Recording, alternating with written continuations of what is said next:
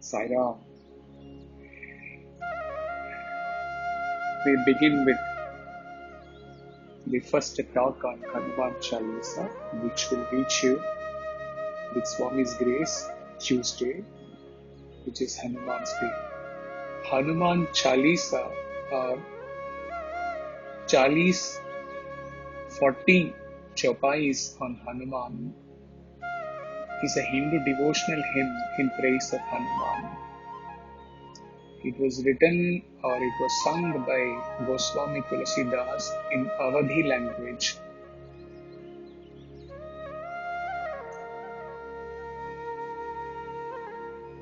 Hanuman is a devotee of Sri Ram and one of the central characters in a well-known Hindu epic, Ramayana. According to the Shaivite tradition, Hanuman is also an incarnation of God Shiva. Folk tales acclaim the powers of Hanuman. The quality of Bhagavan Hanuman, his strength, courage, wisdom, celibacy, devotion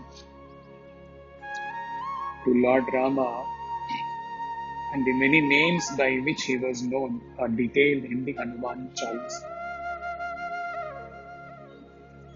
Goswami Tulasidas ji was a Hindu poet saint, renowned for his devotion for Sri Rama. A composer of several popular works, he is the best known for being the author of the epic Ramacharita-manas, a retelling of the Ramayana in the vernacular Awadhi language. Tulasidas was acclaimed in his lifetime to be a reincarnation of Valmiki, the composer of the original Ramayana in Sanskrit. Tulasidas lived in the city of Varanasi until his death. The Tulasi Ghat in Varanasi is named after him. The work consists of 43 verses, 2 introductory dohas, 40 chopais, and 1 doha at the end. The first introductory doha begins with the word Shri, which refers to Shiva, who is considered the Guru of Hanuman. The auspicious form, knowledge, virtues, powers, and bravery of Hanuman are described in the first 10 chopais. Chopais 11 to 20 describe the acts of Hanuman in his service to Sri Rama, with the 11th to 15th chopais describing the role of Hanuman in bringing back Lakshmana to consciousness. From the 21st chopai, Tulasidas describes the need for Hanuman's kripa. At the end, Tulasidas greets Lord Hanuman with subtle devotion and requests him to reside in his heart and in the heart of the devotees. The concluding doha again requests Hanuman to reside in the heart along with Rama, Lakshmana and Sita.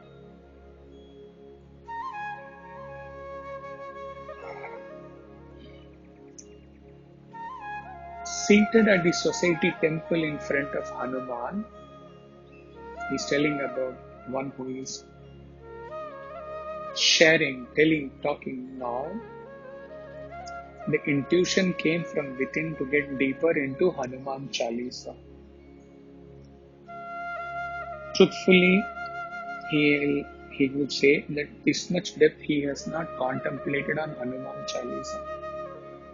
Because after August 10, 2010, when Swami graced him with the glass, direct takeoff was in Vedanta, starting from Yoga Vasishta. Nothing less than that. But now the intuition dawned, Swami gave it that you get deeper to this on this. Each chopai has been contemplated for a minimum 1 day, or maybe some of them even for 3 days.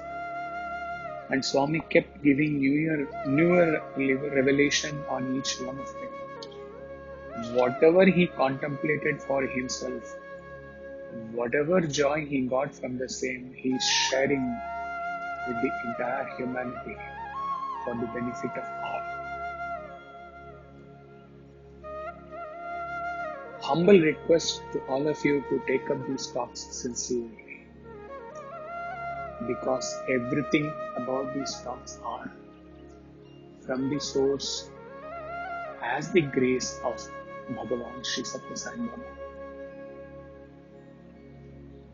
He is not going to ask you to revert to him in the group or one-to-one. You would be aware that he has stopped asking for that for several months now.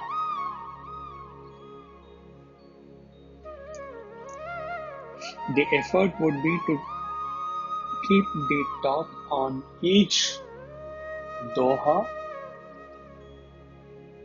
2 lines, or chapai, 4 lines of the Hanuman Chalisa, as brief as possible, so that every word spoken directly penetrates and enters the very heart and soul and breath of the bhaktas. Now we will take up one part of the initial doha.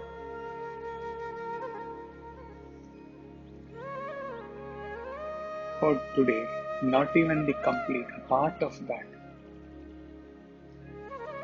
Shri Guru Charana Saroj Raj Nij Man Mukur Sudhari Baranao Raghubar Bimala Jas Jo Dayak Fal Chari. With the dust at the lotus feet of my Guru and my God, let the mirror of my heart or mind gets cleansed. Only this thought we are going to take today. Mirror of the mind, Nij Man Mukura Sudhari. When I cleanse myself, the mirror of my mind, which has been rusted, and it showed me the mirror of my mind, showed me exactly the sad picture about myself as ego, as individual jiva is equal to ego. When I cleanse myself through some process, the mirror is rendered, or I pray that it be rendered clean of all my ego. And in the mirror of my mind, I, the pure self, is seen verily as Atman and not as Jiva. In the initial part of the Dakshinamurti Stotram or Dakshinamurti Ashtakam, it is given that the Jivan Mukta sees himself as Atman in the mirror of his intellect mind and not as Jiva. So what he is exactly seen in the mirror of the mind. That means his mind is equal to Atman. The cleansing of the mirror of mind means cleansing of the avidya, ego, vasanas, and all of them or some of them manifesting as any of the 6 vikaras, carried along for several births. And from the mirror, when the light gets reflected and passed on to my senses, I mean the pure cleansed mirror, everything about me, my body, my mind, my intellect, my senses, all verily exist as self.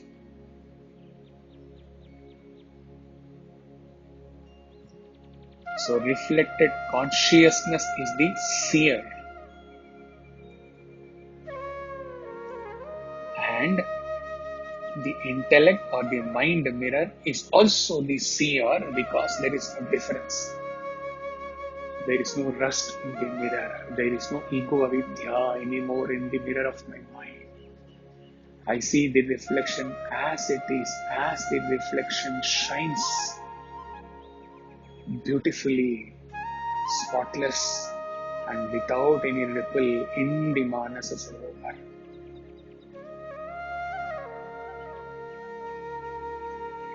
The cycle here, with the reflected consciousness reflecting on the intellect, mind which is also at its purest level. With this, the cycle is so beautiful that further when the same is reflected to senses, etc., it is the same purity which gets reflected without any dirt.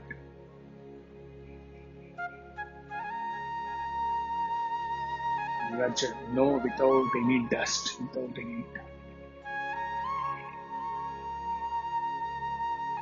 Rendering the bhakta also as Vimala, pure.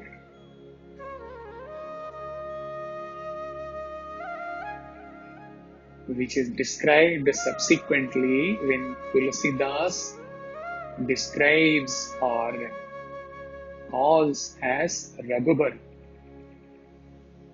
Whom he is calling as Raghubar, we will see in the next video.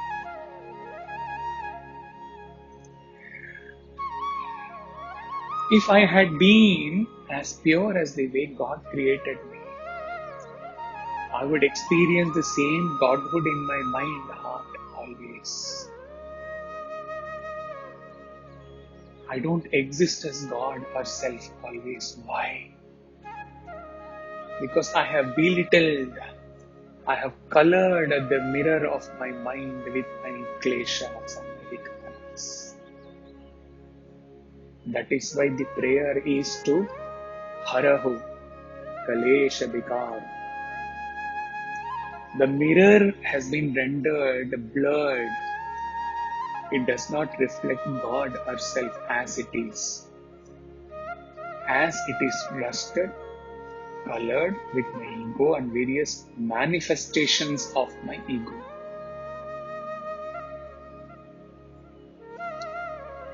Various colorings we have understood in the MBCA sessions. 5 colorings: avidya, ignorance of the self; asmita, knowing myself to be this body, this limited in jiva; raga or attachment; dvesha, aversion or negative attachment; abhinivesha, fear of change. Saroja Raja, cleansing the mirror with the dust of your lotus feet. To take the dust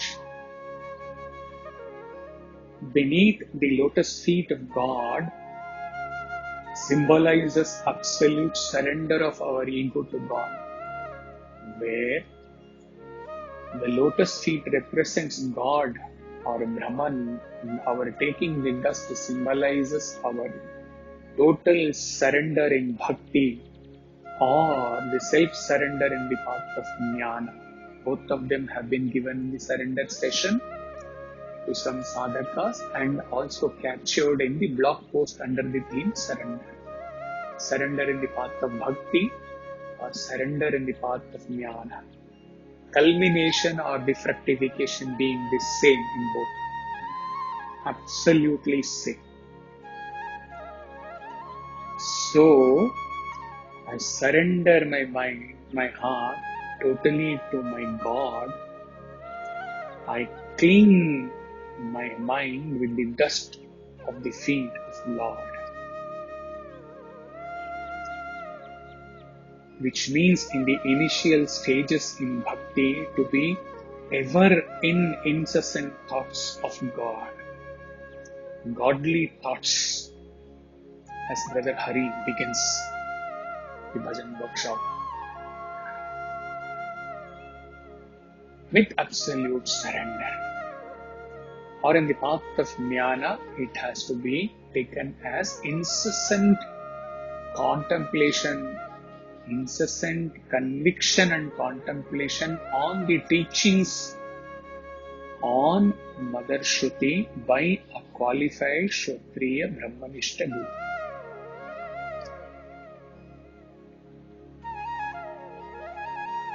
Always he tells, and he will never get tired of repeating this 10,000 times. Total surrender is equal to total self-realization. Full stop. There is nothing beyond total surrender. The self gets realized in its pristine glory, so wholesome, so holy, that even the thought that I am aware, even the thought that I have realized cannot arise, because even those thoughts have been surrendered in this process of total surrender.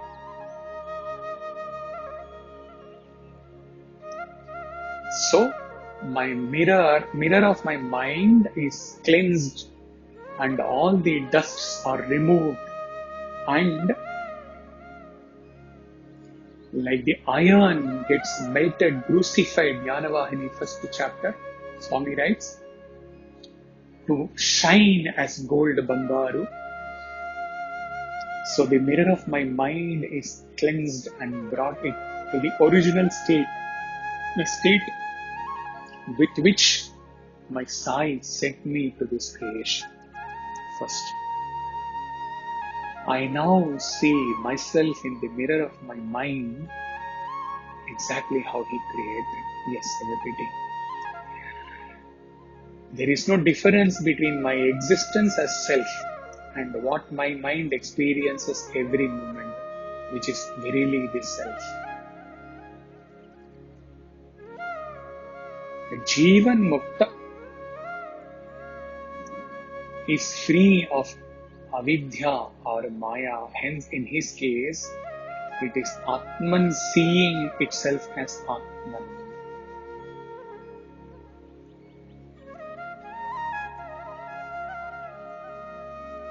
There is a session given a month before on an Ashtavakra Gita, verse where it was explained how a sage existing as effulgent, pure self experiences all others, all beings as verily the same effulgent, pure self.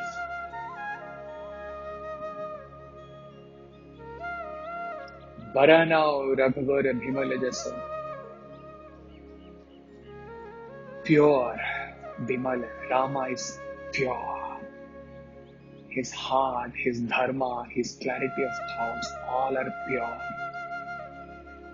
Why would Tulsidas ji address Hanuman as Raghubar, as it is understood that Hanuman Chalisa is all about Hanuman, all about the glory of Hanuman?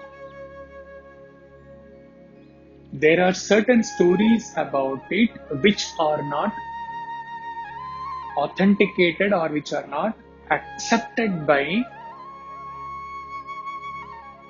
Shaivites or Vaishnavites fully. So we will not contemplate on that. The story is that there was a little payasam left out after all the 4 queens of Dasharatha consumed it, and Pavana, the god of wind, carried it and left it near Anjana, who is believed to have consumed that part. And in this context, Hanuman also, in essence, the incarnation of Shiva. Physical terms, he becomes Anjani Putra, but in this way, he is also a Raghubar. But you may not take it for contemplation purpose or for thinking purpose, because this is not 100% authenticated.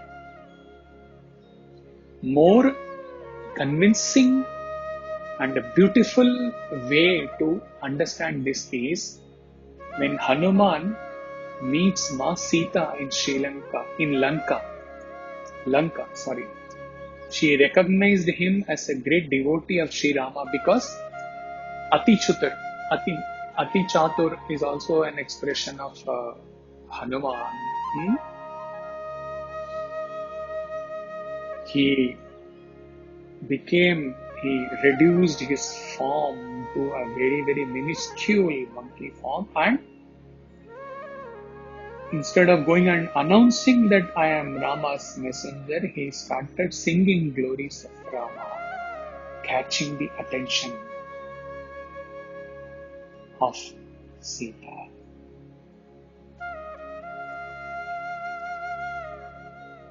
Ati Chatur.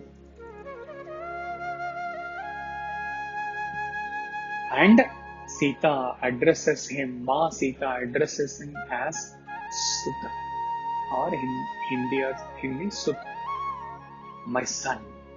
In turns, Hanuman addresses her as Janani. When Hanuman returned from Lanka, Lord Rama also addresses him as son. It is to be noted that though Rama met Hanuman first, it is the mother Sita who addresses him as son first. This describes the incomparable love of a mother for her children, and also the fact that it is the mother who addresses, who recognizes her son first. Even in practical terms, when the child is delivered in a nursing home, it is the mother who introduces the child to the father that, look, here is your son. Thus, Sri Hanuman was possibly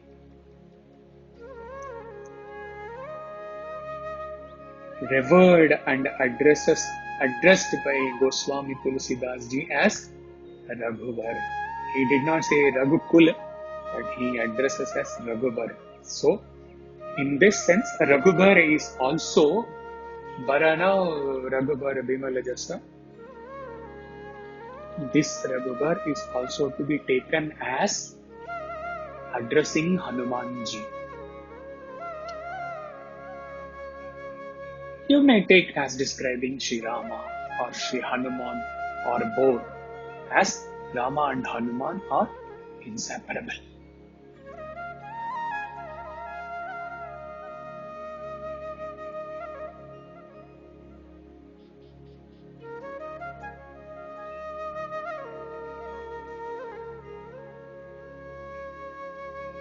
We will keep this at this.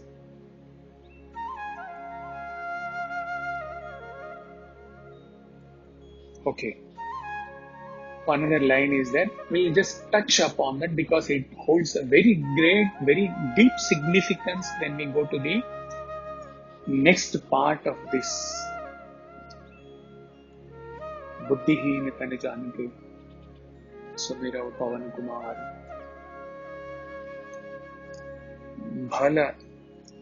Bala Buddhi Vidya Devi Harahu Kalesh Adhikar Jo Dayak Falachari, all four Purusharthas get their fructification when I pray to Sri Rama, the pure king of the Raghu dynasty, or Raghubar Hanuman, Sri Hanuman. Evatya. Both are okay. Both mean the same. There is no difference between the Bhakta and the Bhagavan at the end of at the culmination of the Bhakti. Artha subjecting to Dharma gets fulfilled as per our need, may not always be as our wants. Swami always gives what we need, not necessarily what we want. He has always given us what we needed in all the births, including this birth, day in and day out, Our stupid mind does not recognize this and it does not fill itself with gratitude. Kama has to be only for moksha. Artha should be subjected to dharma. Kama has to be subjected to moksha. Swami has told this.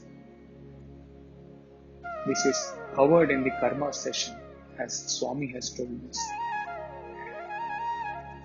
Tulsidas ji says here, by incessant remember of Sri Rama and cleansing or purifying our heart with the dust of his lotus feet, our ego is rent asunder. When the ego is thus transcended, the phalam of the all four purusharthas, jo dayak phal chari, ultimate phalam or ultimate phal or ultimate fructification is the fourth in the line purushartha, that is moksha.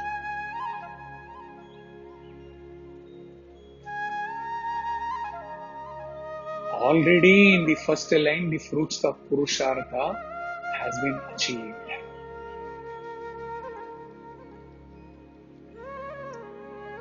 Artha within the rules of Dharma and Kama towards Moksha goes on in one's life, and ultimately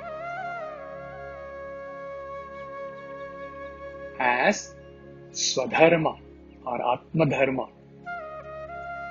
We have had a session on this Swadharma. The very purpose of Purusha, that is man, not man means not male, one who has the qualities, courage and conviction of that of a man. It could be a woman also. Conviction for what? Conviction that my purpose is to realize God or self. Is Purusha Artha. The Artha of the Purusha is to attain moksha. By reciting Varanao Raghubar Gunalas, by reciting the glory of Lord, where reciting is taking dust of the feet of the Lord, reciting means total surrender. The ultimate fruit of Purushartha, Purusha Artha, the Artha of the Purusha, the moksha is attained.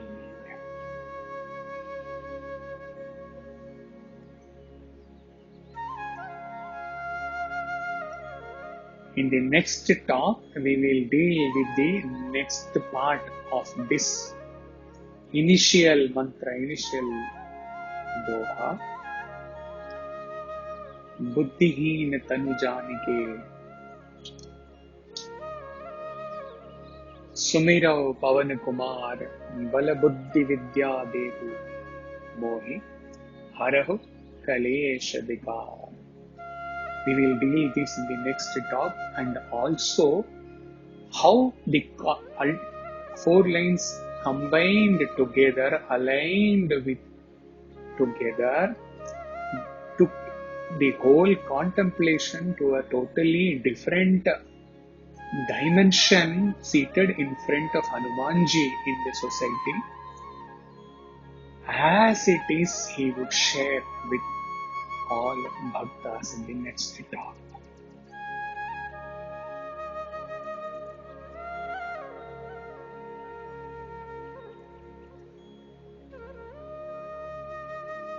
Jai Bolo Bajrang Bali ki, Jai Pavan Sut Hanuman ki, Jai